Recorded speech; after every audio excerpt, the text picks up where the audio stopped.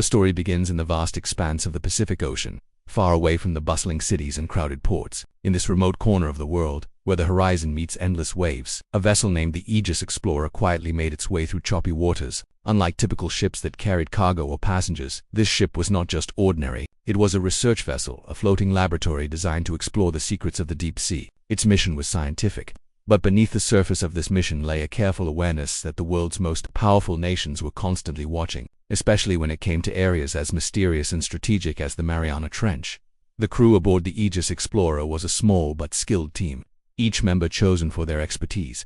At the helm stood Lieutenant Commander Sarah Havelock, a woman with years of experience in naval operations and oceanic research. She was known not just for her skills in navigation but for her calm and decisive nature. She had faced storms, technical failures, and moments of uncertainty, but nothing had prepared her for what this journey would soon reveal. Sarah was a leader who commanded respect, not just through authority but through her ability to think clearly under pressure. Around her, the team included oceanographers, marine biologists, engineers, and military advisors. Each person had a specific role, and together they formed a unit ready to tackle the challenges of the unknown deep sea. Life aboard the ship was both exciting and demanding. Days were filled with monitoring sonar equipment, analyzing water samples, and maintaining the ship's systems. Nights were quieter, with only the sound of waves crashing against the hull and the occasional beep of sonar readings breaking the silence. The crew often joked about the isolation, calling the ship a world of its own, suspended between sky and sea. They were far removed from the noise and distractions of everyday life, living in a space where every decision could have real consequences. Even the smallest mistakes, like misreading a signal or ignoring a warning, could turn the vast ocean from a place of discovery into a dangerous trap. The area they were exploring was not just any part of the ocean. The Mariana Trench, the deepest part of the world's oceans, held mysteries that fascinated scientists and governments alike. Its depths were largely unexplored, a dark world where sunlight never reached, and strange, almost otherworldly creatures thrived in extreme conditions. Beyond the scientific curiosity, the trench was also of strategic importance. Governments and military powers closely monitored it, knowing that its remoteness could be used for testing or as a strategic hiding place for advanced technology. The crew knew that their presence, while seemingly innocent and scientific, was part of a much larger global picture. Every movement, every signal, and every discovery could attract attention, not just from marine life but from the eyes of powerful nations. Sarah often reflected on the paradox of their mission. They were there to explore and understand, yet they were surrounded by the silent presence of forces that could, at any moment, turn exploration into conflict. She reminded her crew of this carefully, not to scare them, but to instill awareness. In this line of work, curiosity had to be balanced with caution. The ocean was beautiful and full of wonder, but it was also unpredictable and, in many ways, unforgiving. One of the reasons the Aegis Explorer was equipped with military advisors was precisely because of this dual nature of their mission. While the primary goal was scientific, the ship operated in waters that were sometimes near disputed territories. Accidents or misunderstandings could escalate quickly, especially in a world where the smallest signals could be interpreted as threats. The military advisors were not just there for protection. They acted as intermediaries, ensuring that any unusual situation was carefully managed to avoid conflict. They also trained the scientific crew on safety protocols, emergency response, and communication with international authorities. Together, the scientists and military personnel formed a partnership that combined curiosity with caution, knowledge with preparedness. The Aegis Explorer itself was a marvel of modern engineering. Its hull was reinforced to withstand extreme pressure at great depths, and its laboratories were equipped with the latest instruments for analyzing water samples, measuring currents, and detecting unusual seismic activity. The ship had advanced sonar systems capable of scanning the ocean floor in ways that previous generations could only dream of. It also had communication equipment that could reach distant naval command centers, though sometimes the ocean itself interfered with signals, making certain areas nearly unreachable. Life aboard the ship required constant vigilance. Every piece of equipment had to function perfectly, and every member of the crew had to perform their role without fail. Despite the challenges, there was a sense of camaraderie and excitement aboard the ship. The crew shared meals together, swapped stories, and celebrated small victories, like successfully mapping a new section of the ocean floor or spotting a rare species. They had developed routines that balanced work with rest, knowing that fatigue could be dangerous in the unpredictable environment of the open sea. Sarah encouraged an atmosphere of mutual respect, where each person's expertise was valued and every concern could be voiced. This sense of unity became a crucial foundation for the events that were about to unfold, because in moments of crisis, trust in each other would be the difference between survival and disaster. The morning of the story's beginning was like many others at first. The ocean was calm, with waves rolling gently against the ship's reinforced hull. The sky was a pale shade of gray, clouds drifting lazily across the horizon.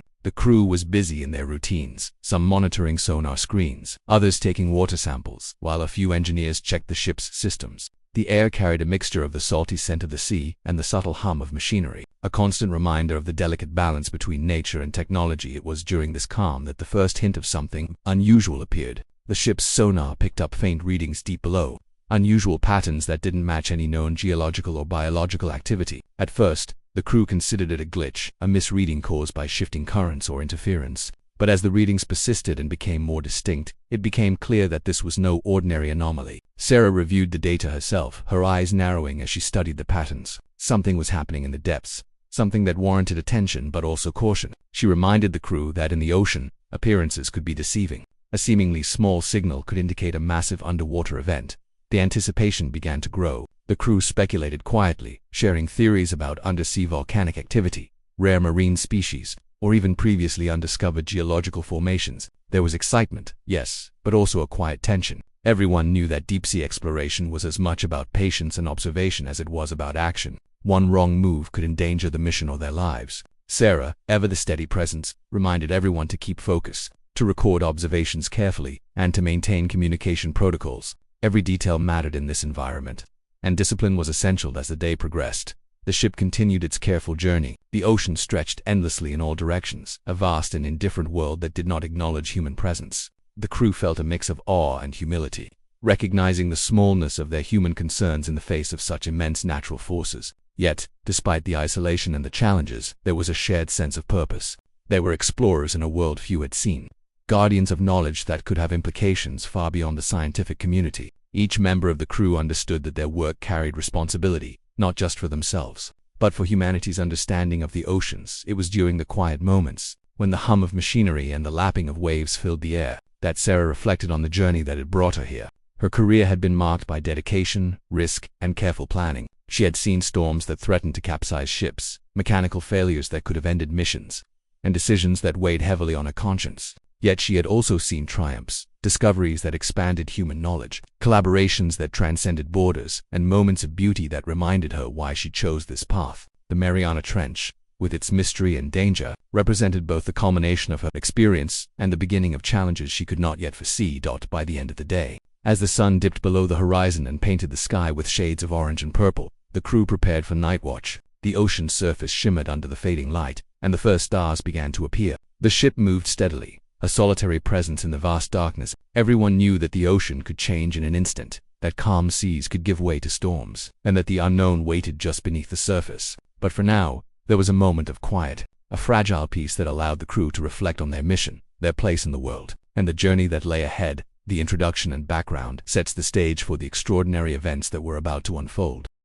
It paints a picture of a small, determined team, navigating both the literal and metaphorical depths of their environment. It emphasizes the combination of scientific curiosity, military awareness, and human resilience that defines their mission. In this phase, the reader understands not just who the crew is, but the stakes of their journey, the challenges they face, and the awe-inspiring setting in which their story begins. It is a world of wonder, danger, and possibility, where every signal, every decision, and every wave carries weight, preparing the stage for the moment when a single distress call would awaken forces far beyond their immediate comprehension. The days following the initial exploration were routine at first, filled with careful observation, analysis, and the quiet rhythm of life aboard the Aegis Explorer. The ocean stretched endlessly around them, vast and unchanging, and the crew had settled into their patterns. Each day they monitored the sonar equipment, scanned for unusual readings, took water samples at various depths, and recorded every detail of marine life they encountered. The routine was comforting in its predictability, yet beneath it simmered the sense that something was waiting just beyond their perception, something that could shift the balance of their mission in an instant. It was during one of these routine days that the first unusual signal appeared, something subtle but undeniable. The sonar system, which normally picked up schools of fish, underwater terrain, and natural disturbances, registered a faint pattern that seemed out of place. It was not consistent with any known marine activity, nor did it match the typical vibrations caused by underwater currents or tectonic movements. Lieutenant Commander Sarah Havelock was the first to notice it. She leaned over the console, studying the small blips on the screen, her mind calculating every possibility. She was trained to think critically, to question first and act carefully, and she knew that in the ocean, anomalies could be dangerous or they could be discoveries that would change the course of understanding. The crew gathered around as the readings persisted. Some suggested that it might be a malfunction in the sonar system. Equipment, after all, could misfire or give false readings under certain conditions, especially when dealing with the immense pressures and depths of the Mariana Trench. Others hypothesized that it might be a natural phenomenon, a sudden shift in underwater terrain, a pocket of trapped gases, or a rare geological formation. Sarah listened to each suggestion carefully, taking mental notes, but she withheld any judgment. Experience had taught her that in situations like this, premature conclusions could be costly. She instructed the crew to continue monitoring the signal closely, recording every detail, and to remain alert for any changes. While the crew worked, a faint, intermittent sound began to come through on a rarely used communication frequency. At first it was almost imperceptible, a crackle, a faint human voice lost beneath static. The officers initially thought it was interference from distant ships or natural electromagnetic activity, but then the voice became slightly clearer, sending a series of broken, urgent words. Help attacked. Coordinates. The transmission cut off abruptly, leaving only static. The room fell silent. The crew exchanged uneasy glances. This was no ordinary anomaly. It was a distress call. A real human voice, urgent and fragmented, had reached them across the vast emptiness of the ocean. Sarah understood immediately the gravity of the situation. Distress calls were rare, especially in these remote waters. A call like this could mean anything: a ship in trouble, an accident, a confrontation at sea, and more importantly, it could escalate into something far beyond their control if handled incorrectly. She knew that responding without caution could put their vessel and their mission at risk. At the same time, ignoring the call was not an option. Human lives could be at stake. She took a deep breath and reminded herself that the responsibility of command was never simple. Every choice carried weight. The first step was to verify the source. Sarah instructed her crew to triangulate the signal, using the ship's advanced sonar and communication systems to determine the coordinates. Slowly, painstakingly, they confirmed the location. It was far out in international waters, an area where the ocean stretched endlessly, and where jurisdiction was often murky. The ship's sensors picked up the faint outline of another vessel in distress, damaged and seemingly adrift. The details were unclear, but enough information emerged to show that something serious had occurred. As the crew absorbed the information, a quiet tension settled over the ship. The ocean, which had seemed calm just moments before, now felt like a vast theater of uncertainty. The sense of isolation became palpable. The crew members, trained for emergencies but rarely exposed to real-life crisis situations of this magnitude, began to feel the weight of the unknown. Every member understood that what they were witnessing could have implications far beyond their immediate environment. The distress call was a spark that could ignite far-reaching consequences. Sarah called a meeting with the senior officers and military advisors. They discussed the options carefully. One possibility was to continue their mission and report the incident to naval authorities from their home country, essentially leaving the response in official hands. Another possibility was to navigate toward the coordinates immediately, risking exposure to international scrutiny but potentially saving lives. There was no easy answer. The ocean was a neutral space, yet it was heavily monitored, and any misstep could escalate tensions with nearby naval forces. The debate was intense, with voices rising and falling as each person considered the consequences. After careful deliberation, Sarah made the decision to move toward the coordinates but with caution. She emphasized that the ship must proceed carefully, maintaining clear communication with international authorities and ensuring that every step was documented. This was not just a scientific mission anymore. It had become a test of leadership, judgment, and diplomacy. The crew prepared the ship for what lay ahead. Emergency protocols were reviewed, life-saving equipment checked, and all systems brought to maximum readiness. The atmosphere on the ship shifted from routine to purposeful intensity. Every crew member felt the weight of responsibility pressing on them. As they approached the location, the distress signal became stronger, clearer, and more frequent. Fragments of information emerged. The vessel had been under attack, possibly by a group attempting to seize it, and its crew was in immediate danger. The details were incomplete, often interrupted by static, but the urgency was unmistakable. The crew of the Aegis Explorer worked tirelessly to interpret the signal, noting every word, every pause, every detail. They mapped the approximate location of the distressed ship, aware that time was a critical factor. Every minute delayed could mean worsening conditions or increased danger for those on the other vessel. The ocean itself seemed to respond to the rising tension. The weather, which had been calm, began to shift. Dark clouds gathered on the horizon, and waves grew taller and more erratic. The wind picked up, whipping across the deck and making navigation more challenging. It was as though the environment was signaling the approaching storm, not just literally but metaphorically, reflecting the intensity of the situation. The crew, trained to handle such conditions, remained focused, but the growing turbulence reminded them that they were operating in a world that was both beautiful and unpredictable. As they drew closer, the outline of the distressed ship became visible on the radar. It was badly damaged, listing to one side, with signs of fire and structural breaches. Smoke drifted across the waves, and debris floated nearby, evidence of the violent encounter that had occurred. The crew of the Aegis Explorer felt a mixture of fear, urgency, and determination. This was no longer an abstract situation. It was a real life-threatening scenario. Sarah instructed the team to maintain a safe distance initially, assessing the ship and its surroundings to determine the safest way to approach. Every decision had to be calculated. Because the ocean was not the only danger, they were also entering a space potentially observed by multiple naval forces.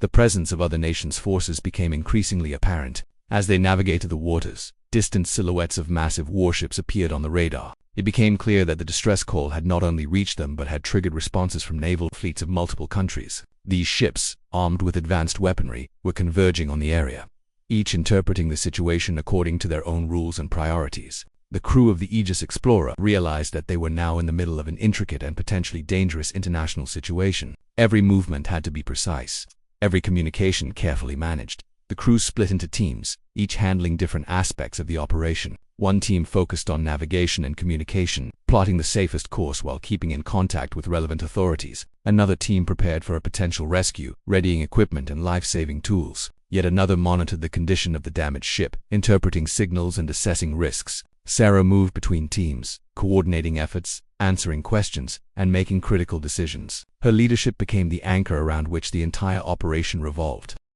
Despite the growing tension, moments of humanity emerged. Crew members helped each other secure equipment, offered words of reassurance, and reminded one another to breathe and stay calm. There was a shared understanding that fear was natural, but panic would be dangerous. This solidarity, built over months of training and shared experience, became essential as the situation intensified. Every member of the crew contributed their expertise, their judgment, and their courage, demonstrating that even in extreme circumstances, human collaboration could be a powerful force. That as the Aegis Explorer approached the distressed ship, signals of life were faint but present. It became clear that some crew members of the damaged vessel had survived, though their condition was unknown. Sarah instructed careful maneuvers to approach without causing further harm or provoking any of the nearby warships. The balance between urgency and caution was delicate. A wrong move could escalate into tragedy. The crew worked with precision, their previous routines of scientific observation now transformed into life-saving action. In this phase of the story, the ordinary rhythms of life at sea intersected with extraordinary circumstances.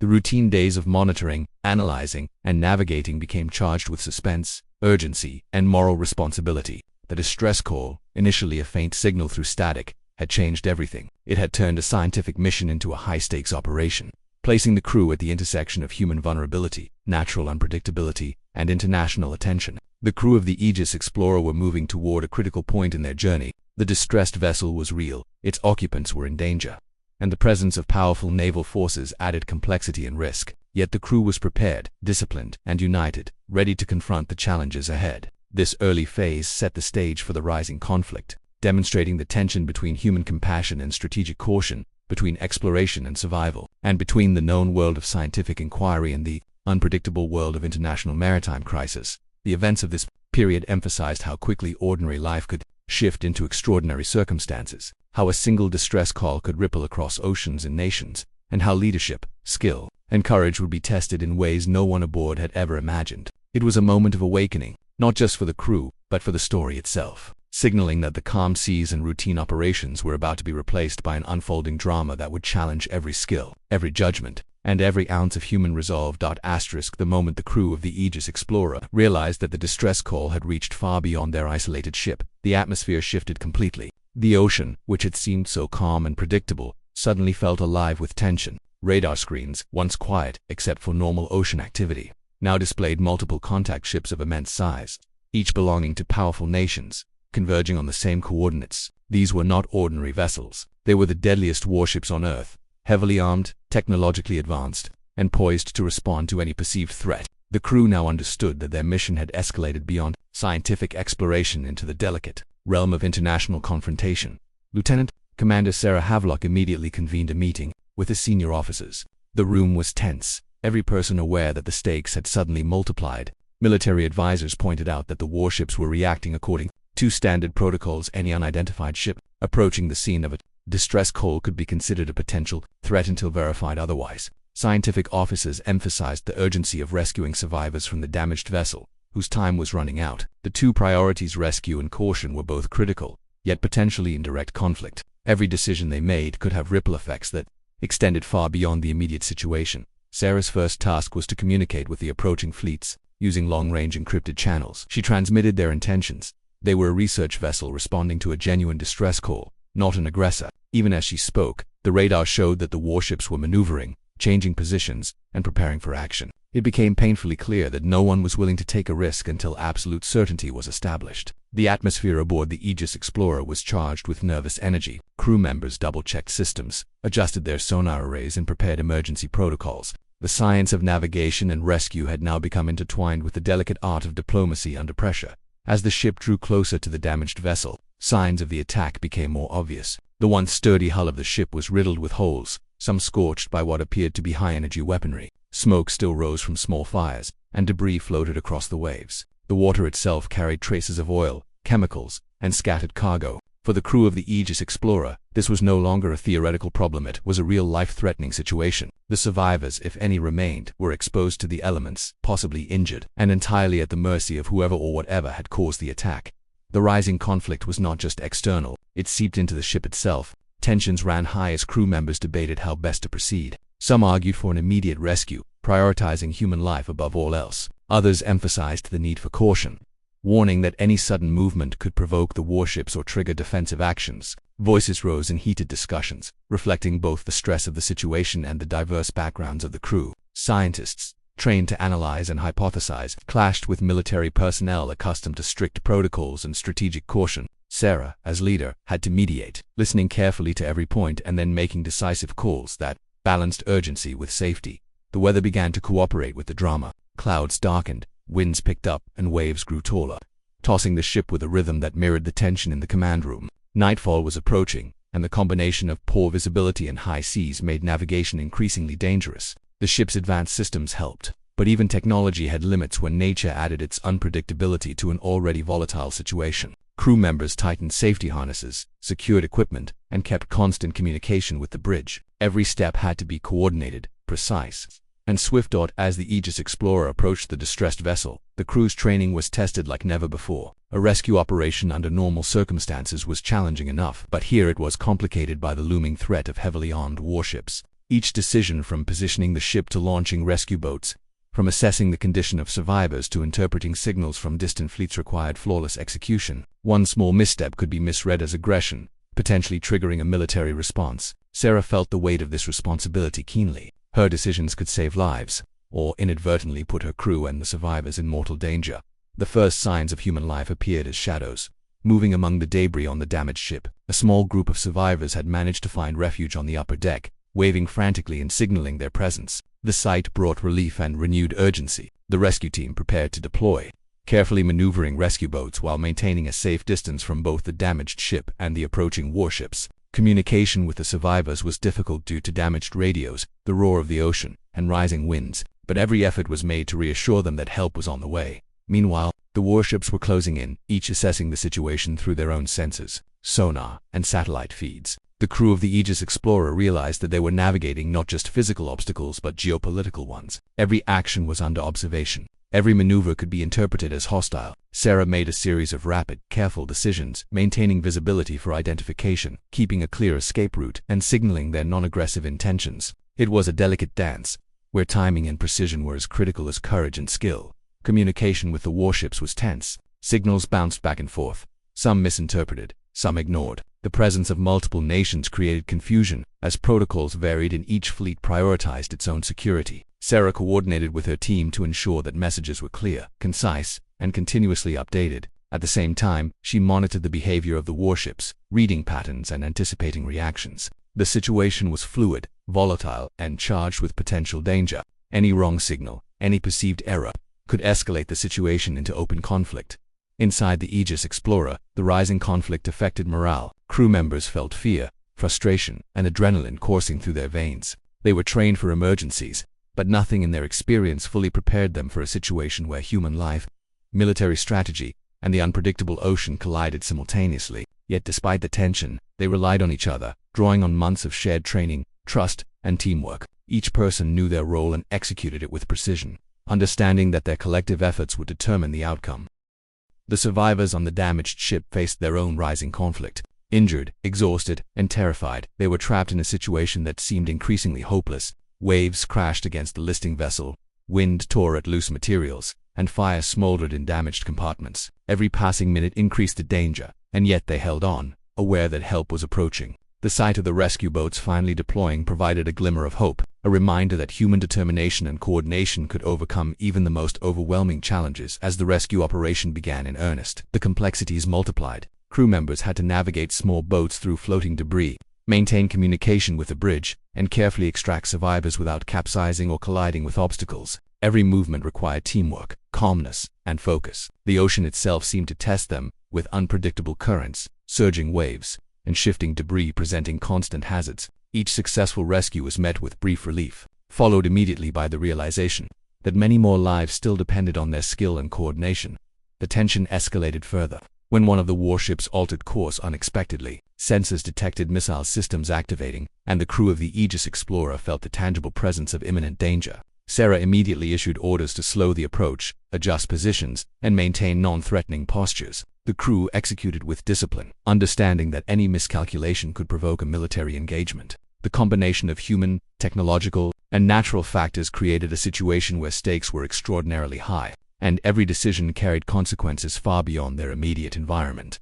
Throughout this rising conflict, Sarah demonstrated calm leadership. She coordinated movements, issued precise commands, and anticipated potential challenges before they arose. She balanced urgency with caution, human life with strategic awareness, and immediate action with long-term consequences. Her ability to read both the ocean and the behavior of powerful warships became a lifeline for the crew. Every successful decision reinforced their trust in her. Every hesitation could have endangered them. Leadership, skill, and courage were tested simultaneously, proving that the human element was as critical as technology or preparation. The crew had made significant progress. Survivors had been located, rescue boats were positioned, and communication with the approaching fleets had been established. Yet, the rising conflict was far from resolved. The warships remained on alert, monitoring every move. The ocean remained unpredictable, and the damaged vessels still posed hazards. The crew of the Aegis Explorer had successfully navigated the first stages of a complex, high-stakes situation, but the tension, uncertainty, and danger were only increasing. The story was moving toward its most critical moments,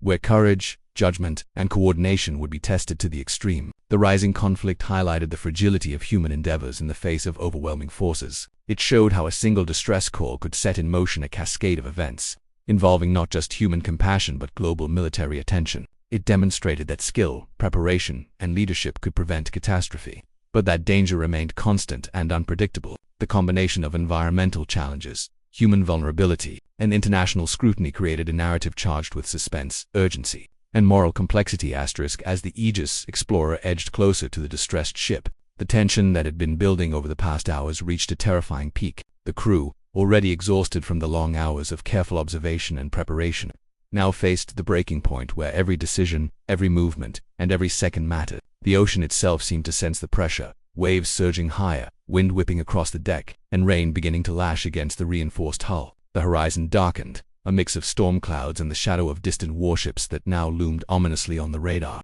It was no longer a simple rescue mission. It had become a high-stakes game of survival, diplomacy, and human endurance. Lieutenant Commander Sarah Havelock felt the weight of responsibility like never before. Her mind worked tirelessly, calculating distances, speeds, possible enemy actions, and the condition of the survivors. She had faced danger before, but never on a scale like this. Every choice she made could mean the difference between life and death, not just for her crew, but for the people stranded on the damaged vessel, and potentially for the crew and fleets of multiple nations watching their every move. The breaking point was not just about the physical challenge, it was about making perfect judgments, under immense pressure while knowing that the margin for error had shrunk to almost nothing. The first real crisis occurred when one of the nearby warships misinterpreted the Aegis Explorer's approach as an aggressive maneuver. Sensors aboard the military vessel detected the movement of the rescue boats deploying toward the distressed ship and issued a warning. Within moments, warning shots were fired into the water near the research vessel, not aimed to hit, but meant to intimidate and assert authority. The explosions sent water spraying into the air and rocked the smaller ship violently. Crew members grabbed anything they could to steady themselves, hearts racing as adrenaline surged through their veins. The breaking point was immediate. Panic threatened to take hold, but Sarah's voice cut through the chaos, calm yet commanding. "Hold positions. Everyone stay focused. Do not panic." Her words anchored the crew. They secured equipment, checked the boats, and double-checked lines and safety harnesses. Each crew member understood that panic would be far more dangerous than the approaching warships or the surging waves. Their training had prepared them for emergencies, but this was a test on a scale that no simulation could replicate. The breaking point was not just external, it was internal battle to maintain composure, clarity, and focus when every instinct screamed fear. The situation on the distressed ship added another layer of urgency. Survivors were now visible on the deck, clinging to what remained of the vessel. Some were injured, their clothing torn, their faces streaked with soot and blood. They waved desperately as the rescue boats moved closer, but the fear in their eyes mirrored the tension on the Aegis Explorer. The crew realized that time was critical. Waves were growing stronger, rain was falling harder, and the structural integrity of the damaged vessel was deteriorating. Any delay could turn a controlled rescue into a catastrophe. Sarah issued rapid-fire orders, coordinating every aspect of the operation with precision. Rescue boats deployed carefully, maneuvering through debris and high waves, while crew members worked to secure survivors. Communication was continuous, every instruction shouted over the roar of wind and water. The breaking point forced the crew to act simultaneously on multiple fronts, maintaining safety, interpreting the behavior of distant warships, monitoring the condition of the distressed ship, and managing their own fear. It was a moment where preparation, training, and trust in one another became critical at the same time. The warships on the radar were adjusting their positions, tracking the movements of the Aegis Explorer and its rescue boats. Some ships activated missile defense systems, others trained long-range sensors, and a few sent rapid messages to command centers asking for clarification. The crew realized that they were now caught between natural danger and the potential for human-made disaster. The breaking point was amplified because the ocean's unpredictability combined with military readiness created a scenario where a single misstep could trigger an international incident. Every action had to be precise, deliberate, and carefully measured. NSID the command room. Tension was almost unbearable. Crew members worked in silence, speaking only when necessary, eyes fixed on monitors and radar screens. Each blip on the screen could indicate a potential threat, each movement of a survivor could require immediate adjustment, and each signal from a warship could necessitate rapid recalibration of strategy. The pressure was physical as well as mental. Muscles ached from hours of activity, hearts raced from adrenaline, and sleep deprivation made concentration more difficult. The breaking point tested every limit the crew had, pushing them to function at the edge of human endurance. Outside, the storm intensified. Waves towered over the small rescue boats, and the rain fell in sheets, making visibility almost zero. Crew members struggled to maintain control of the boats while guiding survivors aboard, all while the Aegis Explorer held position a safe distance away. Equipment was slick and heavy with water, ropes tangled, and debris threatened to capsize the smaller crafts. The breaking point was not just strategic, it was tactile, a battle against nature itself. Each successful retrieval of a survivor was met with relief, followed immediately by the realization that more lives still depended on their skill, coordination, and courage. Communication between the Aegis Explorer and the survivors was difficult, but every word counted. Injured crew members on the distressed vessel shouted directions, waves carried their voices away, and the rescue team had to improvise signals, hand gestures, and even makeshift flags to coordinate movements. The breaking point was a test of ingenuity as well as bravery. Crew members had to adapt in real time, solve problems under extreme conditions, and make decisions that could not be delayed or questioned. Every successful maneuver required teamwork and trust, reinforcing the bonds that had been built over months of training and shared experience. Suddenly, one of the rescue boats capsized in a towering wave. Panic surged momentarily, but training took over. Crew members in nearby boats acted instantly, throwing ropes, pulling survivors from the water, and ensuring that no one was lost. The chaos was intense, with water crashing over decks, shouts mixing with the roar of the storm, and the distant silhouette of a warship watching every move. The breaking point had been reached. Survival, human life, and international perception all collided in a single, chaotic moment. Yet even amid this near disaster, the crew's discipline held. They recovered the capsized boat, rescued everyone in the water, and continued the operation without hesitation. The warships continued to loom on the horizon, their presence a constant reminder of the political and strategic implications of the situation. Any misstep could be interpreted as aggression. Missiles were armed on some vessels, sensors scanned continuously, and distant commanders awaited updates from their fleets. Sarah maintained communication, carefully transmitting their intentions and the status of the rescue, hoping to prevent escalation while focusing on the immediate task at hand. The breaking point required her to simultaneously manage human lives, natural forces, and the watchful eyes of multiple global powers. The weather, the ocean, and the warships combined to create a scenario that tested every skill and instinct the crew possessed. Fatigue threatened to slow their reactions, fear threatened to paralyze them, and the weight of responsibility threatened to crush them. Yet they pressed forward. Rescue after rescue was executed, each successful retrieval reinforcing the courage, skill, and unity of the crew. The breaking point was not just a single moment, it was a sustained period of extreme pressure that required constant vigilance, adaptability, and unwavering focus. Inside the Aegis Explorer, there was a quiet determination that grew with each passing hour. Crew members encouraged one another, shared brief words of reassurance, and reminded themselves that fear could be controlled. The breaking point demanded mental fortitude as much as physical skill. Each person had to overcome instinctive reactions to panic, cold, and exhaustion, relying on training, trust, and the leadership of Sarah to guide them through the storm. It was a moment of proving to themselves, to the survivors, and to the world that human ingenuity and courage could prevail, even in the most extreme circumstances.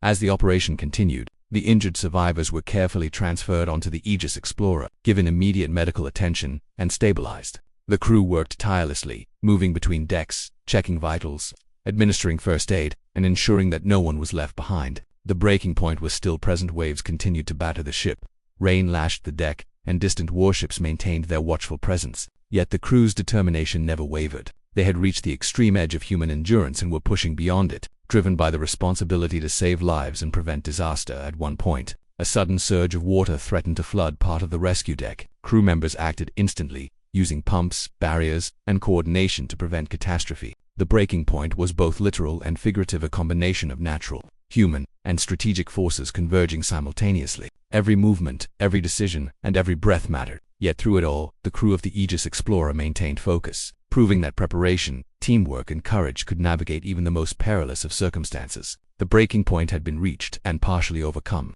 All survivors had been rescued, immediate threats from the storm had been managed, and the potential for misinterpretation by warships had been mitigated through careful communication. Yet the experience left a lasting impression on everyone aboard. Fatigue, relief, and adrenaline mingled in equal measure. The breaking point had tested every aspect of human capability: leadership, courage, skill, coordination, and endurance. It was a moment where ordinary life had been suspended, and extraordinary circumstances had demanded the best humanity could offer. This phase of the story emphasized the fragility and resilience of human endeavor. It showed how quickly routine operations could escalate into extreme crises, how natural forces could combine with human-made danger, and how courage, preparation, and trust could turn near disaster into survival. The breaking point was not just a climax of tension, it was a crucible that defined the crew, the survivors, and the operation itself, setting the stage for resolution and reflection in the moments that would follow. After the tense, chaotic moments of the breaking point, the crew of the Aegis Explorer found themselves in a space of precarious relief.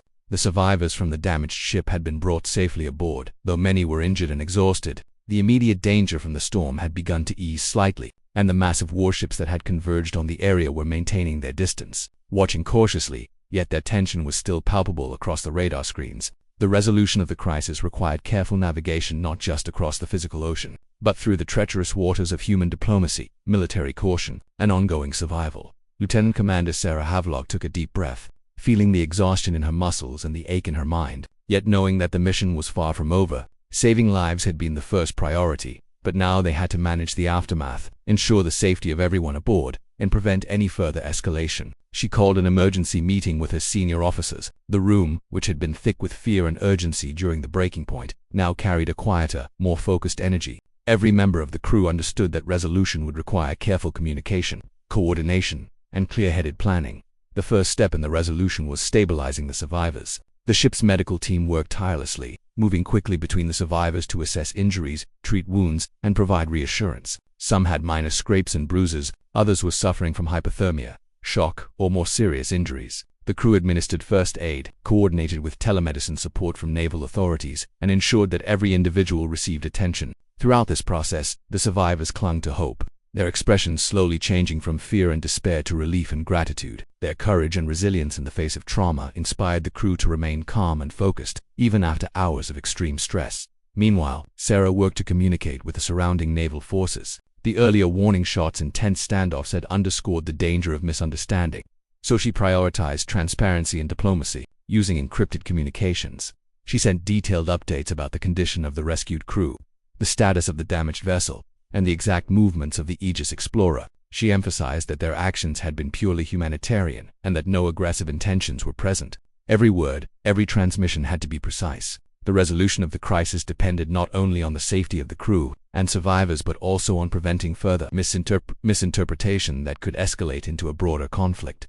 The warships responded cautiously, adjusting positions and slowly standing down as they received confirmation of the situation. Some commanders expressed relief, others cautious suspicion, but the immediate threat of conflict had begun to recede. Sarah remained vigilant, aware that any misstep could reignite tension. The resolution required patience as much as action. She coordinated with her team to ensure that the ship remained in a position that allowed safe evacuation, observation of the surrounding waters, and a clear escape route if necessary. The storm, though less intense, continued to challenge their navigation, requiring constant adjustments to maintain stability and safety.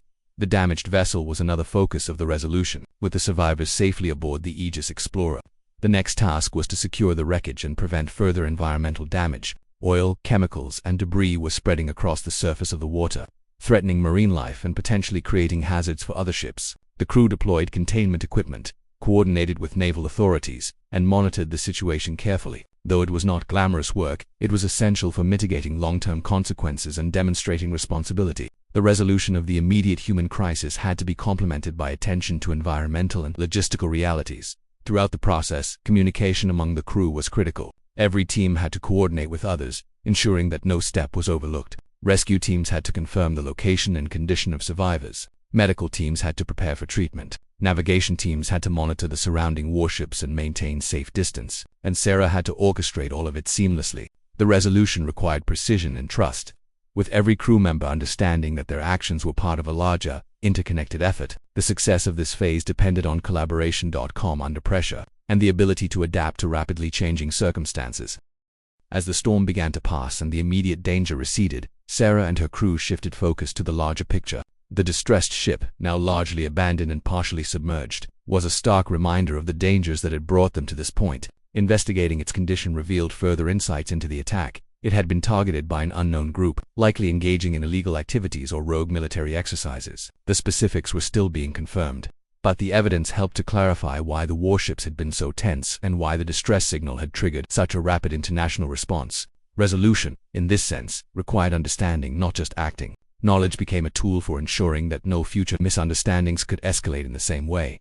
The survivors themselves played a role in the resolution. Once stabilized and reassured, many began to provide accounts of the attack, describing what had happened and how they had managed to survive. Their testimonies were invaluable, offering details about the assailants, the sequence of events, and the immediate threats that had endangered their lives. The crew of the Aegis Explorer documented these accounts carefully, creating a record that would serve both scientific and strategic purposes. In this way, resolution was not just about physical survival, it was about capturing knowledge, learning from experience, and ensuring accountability. Sarah also focused on morale and mental health. After the extreme pressure of the breaking point, the crew needed reassurance, rest, and recognition for their efforts. She held briefings that acknowledged their courage, emphasized the success of the rescue, and reminded them that their professionalism and teamwork had prevented disaster. Small acts of care, offering food, warm blankets, or a moment of respite helped the crew recover from both physical and emotional strain. Resolution, she understood, was holistic. It involved ensuring safety, maintaining communication,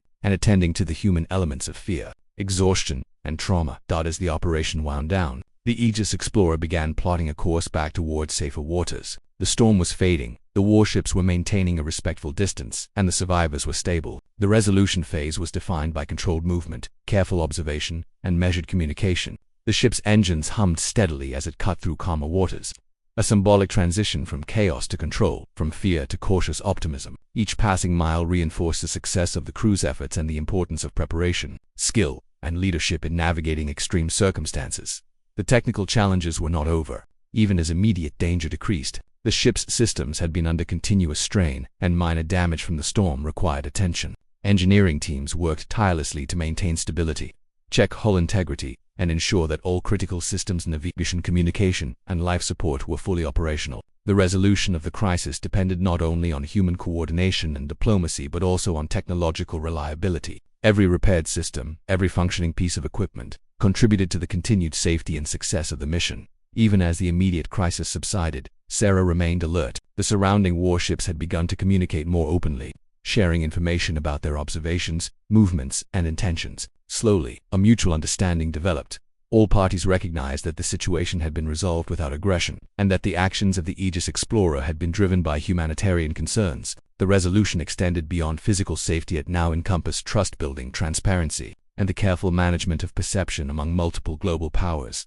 Throughout this phase, the crew demonstrated extraordinary adaptability. They had moved from routine exploration to extreme crisis management, balancing human life, environmental responsibility, and international relations simultaneously. Every team member's contribution was essential. Medics stabilized survivors, navigators guided the ship safely, engineers maintained critical systems, and Sarah coordinated the overarching operation with clarity and calm. Resolution was a collective achievement, built on trust, skill, and shared determination. The survivors, now safe and recovering, began to express gratitude and relief. Their words, though simple, carried immense weight. They had lived through a life-threatening event, and the courage and skill of the Aegis Explorer's crew had saved them. Their appreciation reinforced the significance of the mission and validated the crew's efforts. In the midst of chaos, clarity, purpose, and humanity had prevailed, underscoring the idea that even in extreme circumstances, careful planning and courage could lead to positive outcomes. The storm had passed, the survivors were safe, and the potential for military escalation had been diffused.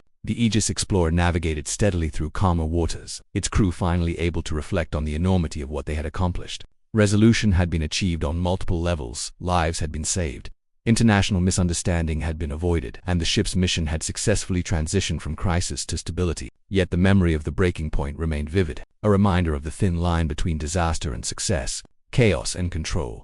This phase highlighted the power of decisive leadership, teamwork, and human resilience. It showed that resolution was not just about surviving the immediate danger, but about carefully managing the aftermath, attending to physical and psychological needs, and maintaining awareness of broader consequences. The crisis had tested every aspect of the crew's skill, judgment, and endurance, and the resolution demonstrated that careful planning, clear communication, and courage could transform extreme adversity into a successful outcome.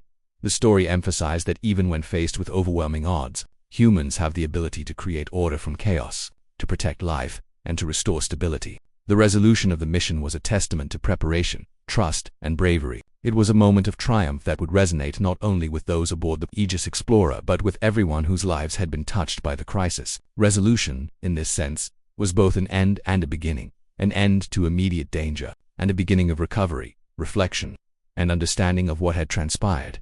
After the storm had passed and the immediate dangers had been addressed, the Aegis Explorer sailed steadily through calmer waters. The crew, though exhausted, finally had a chance to pause and reflect on the extraordinary events they had just survived. The air on board was thick with a mixture of relief, fatigue, and the lingering adrenaline from hours of extreme tension. It was a moment that demanded both physical rest and mental processing. The ocean, which had been their battleground, slowly returned to its familiar rhythm, waves lapping gently against the hull, the wind calming, and the horizon stretching peacefully under the evening sky. Yet the events of the past day would not fade easily from their minds. Lieutenant Commander Sarah Havelock walked the deck, taking in the quiet scene. The survivors from the damaged ship were resting in secure quarters, attended to by medics who monitored vitals and administered care. The crew moved methodically, repairing minor damage to equipment, checking systems, and ensuring that every detail was attended to after the chaotic operations. It was a stark contrast to the intensity of the breaking point, yet the lessons of the day remained vivid in everyone's mind. Sarah understood that this period of calm was just as important as the crisis itself. It was a time for reflection, assessment, and learning.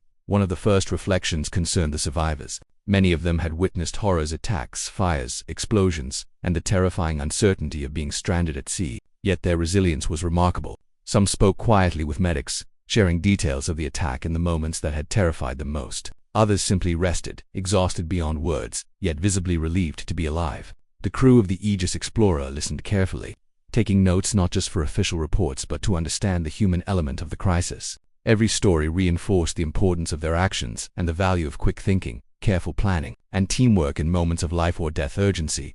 Sarah reflected deeply on the role of leadership throughout the ordeal. Decisions had to be made rapidly, with incomplete information and multiple layers of risk. She recognized that her ability to remain calm, to think clearly, and to communicate decisively had been critical to the successful resolution. Yet she also acknowledged that leadership was not a solo endeavor. It relied on the dedication, skill, and courage of every member of the crew. The teamwork that had emerged: engineers maintaining systems under pressure, medics treating injuries in extreme conditions, navigators calculating complex courses, and rescue teams executing precise maneuvers, was as much a part of the victory as any individual decision. Reflection made it clear that human cooperation and trust were the true pillars of survival.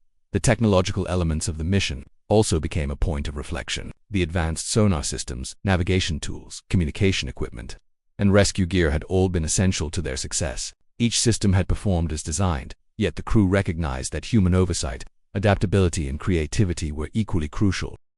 No piece of technology alone could have achieved what had been done. It required a combination of human skill and sophisticated tools working in harmony. The aftermath offered time to consider improvements, evaluate performance, and prepare for future missions where technology and human judgment would need to function together under similarly extreme circumstances. The presence of the warships and the potential for international escalation provided another layer of reflection. Sarah considered the delicate balance they had maintained between urgency and diplomacy. A single misstep could have triggered conflict, yet careful communication, transparency, and adherence to protocol had prevented further danger. This experience emphasized the broader responsibilities that come with operating in international waters, where actions are constantly observed, and intentions are interpreted through the lens of military strategy and geopolitical caution. The crew understood that their role had been not just as rescuers, but as ambassadors of their mission and their nation, representing principles of humanity and careful judgment.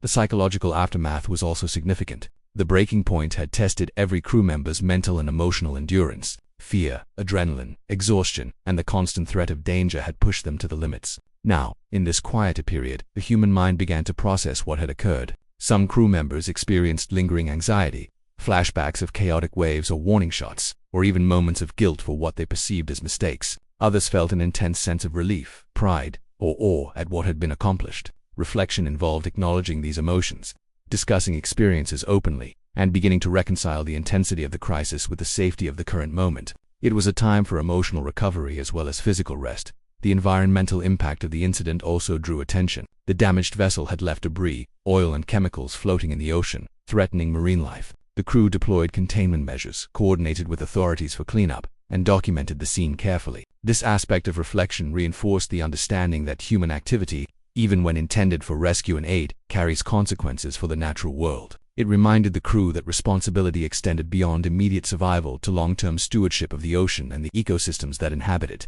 The breaking point had tested human skill, but the aftermath highlighted human responsibility. Sarah took the opportunity to review the mission log with senior officers. Every decision, every maneuver, every action taken during the crisis was analyzed. They discussed what had gone well and what could be improved for future operations. This reflection was not about assigning blame, but about learning. Every successful rescue, every precise calculation, and every effective communication strategy was noted as a best practice. Mistakes, minor missteps, or moments of hesitation were considered lessons. This thorough review ensured that the extraordinary experience would not be forgotten, and would serve as a foundation for safer, more effective missions in the future. Communication with naval authorities and other nations involved in the incident became a focus. Detailed reports were sent, explaining the sequence of events, the actions of the Aegis Explorer, and the outcomes of the operation. These communications were essential not just for accountability, but for building trust and maintaining transparency. Reflection on this aspect revealed the importance of diplomacy in high-stakes scenarios. The crew had managed to navigate a complex web of human, technological, and natural challenges. But the resolution of the situation also depended on clear and honest communication with parties outside their immediate control. The survivors played a critical role in shaping the reflection phase. Their feedback, their questions, and their gratitude provided a tangible measure of the mission's success. Many shared personal stories of fear, hope, and endurance, giving the crew a deeper understanding of the human dimension of their work. These accounts highlighted the profound impact of timely, skillful action in moments of crisis. Reflection on these human experiences reinforced the core values of the mission: empathy, courage, teamwork, an unwavering commitment to preserving life in the face of overwhelming challenges. As the Aegis Explorer sailed toward safer waters, crew members had time to reflect individually. Some gazed at the calm sea, contemplating the fragility of life and the power of the ocean. Others thought about the unpredictability of the world and the resilience required to survive it. The experience had left a permanent mark on everyone aboard. Reflection allowed them to process the mixture of fear, relief, pride, and awe that had defined the mission. It was a moment to internalize lessons learned, acknowledge the limits they had overcome, and appreciate the depth of human courage and cooperation. The ship itself became a symbol of resilience and coordination. Every system that had functioned under pressure, every maneuver executed flawlessly, and every life saved served as a testament to the careful planning, teamwork, and leadership that defined the mission. Reflection highlighted the intricate balance between preparation and adaptability, showing that success often depends on both foresight and the ability to respond creatively under pressure. The Aegis Explorer had been both a laboratory of discovery and a vessel of salvation, bridging the gap between scientific exploration and humanitarian response. The crew also reflected on the unpredictability of their mission. No simulation could fully prepare them for the confluence of natural disasters, mechanical challenges, human error, and geopolitical tension they had faced. They understood that while training and preparation are critical, the ability to adapt, make rapid decisions, and trust in one another is equally essential. Reflection allowed them to appreciate their own resilience, the value of collaboration, and the profound responsibility inherent in exploring and operating in remote, high-risk environments. The aftermath also encouraged reflection on the broader meaning of their work. The ocean, which had been a source of scientific curiosity and discovery, had revealed its dual nature, a place of incredible beauty and a theater of extreme danger. The mission had demonstrated that exploration is not a solitary pursuit. It carries consequences, responsibilities, and ethical considerations. Reflection on these themes helped the crew understand that their role extended beyond their immediate tasks. They were guardians of knowledge, protectors of life, and stewards of a fragile environment. Over time, conversations among the crew shifted from recounting the chaos to sharing insights and lessons learned. These discussions were a form of collective reflection, reinforcing bonds of trust and understanding. Each crew member contributed observations, suggestions, and personal experiences. This dialogue allowed them to process the intense events collaboratively, ensuring that lessons were internalized, morale was strengthened, and collective knowledge was preserved for future missions. Reflection became both a personal and a communal activity, fostering growth, resilience, and preparedness. In the final stages of the aftermath, Sarah took a moment to reflect privately. She considered the enormity of the day, the weight of command, and the extraordinary courage displayed by her crew and the survivors. She thought about the fragility of life, the immense power of the ocean, and the unpredictable forces of human conflict. Yet she also felt hope and pride. The mission had tested every limit, but it had proven that careful preparation, decisive action, and unwavering teamwork could navigate even the most extreme challenges. This reflection allowed her to internalize the experience, drawing strength and wisdom from it for future endeavors. The Aegis Explorer had transitioned from a vessel of crisis response to a ship of recovery and reflection. The immediate danger had passed, survivors were safe, and lessons had been learned. Yet the experience left a lasting impression on all aboard. Reflection emphasized not just the resolution of one crisis, but the ongoing responsibility to be prepared, vigilant, and compassionate in a world that is both beautiful and unpredictable. The aftermath demonstrated the enduring power of human courage, adaptability, and cooperation, leaving a legacy of knowledge, skill, and resilience that would guide the crew long after they returned to calmer waters.